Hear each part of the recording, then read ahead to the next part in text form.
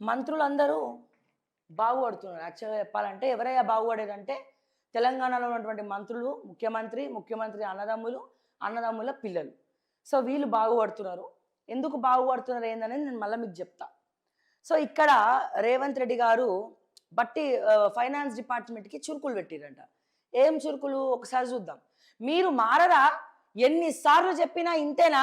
Outsourcing contract ఉద్యోగుల salaries ఎందుకు late చేస్తున్నారు? గతంలో ఆదేశించిన ఎందుకు అమలు చేయట్లేదు? ఆర్థిక శాఖ అధికారులపై సీఎం రేవంత్ ఆగ్రహం.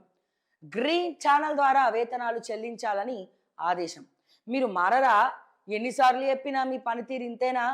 తక్కువ వేతనాలున్న అవుట్సోర్సింగ్ కాంట్రాక్ట్ ఉద్యోగుల జీతాలు ప్రతి నెల చెల్లించాలని గతంలో ఆదేశించాను కదా, మరి ఎందుకు అమలు చేయట్లే అంటూ ఆర్థిక శాఖ అధికారులపై ముఖ్యమంత్రి రేవంత్ రెడ్డి ఆగ్రహం వ్యక్తం చేసినట్టు తెలుస్తుంది. ఎంప్లాయీస్ వేతనాలను గ్రీన్ ఛానల్ ద్వారా చెల్లించాలని గతంలో ఆదేశించానని, అయినా సకాలంలో శాలరీలు వేయడం లేదని, జిల్లాల నుంచి ఇంటెలిజెన్స్, ఎస్బీ ఉద్యోగ సంఘాల ద్వారా తనకు సమాచారం అందిందని చెప్పినట్టు టాక్.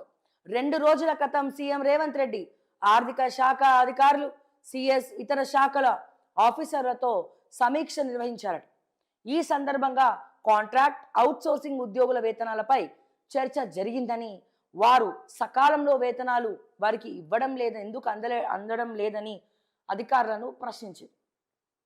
అధికారులను ప్రశ్నిస్తే ఏమొస్తుంది రేవంత్ అన్న?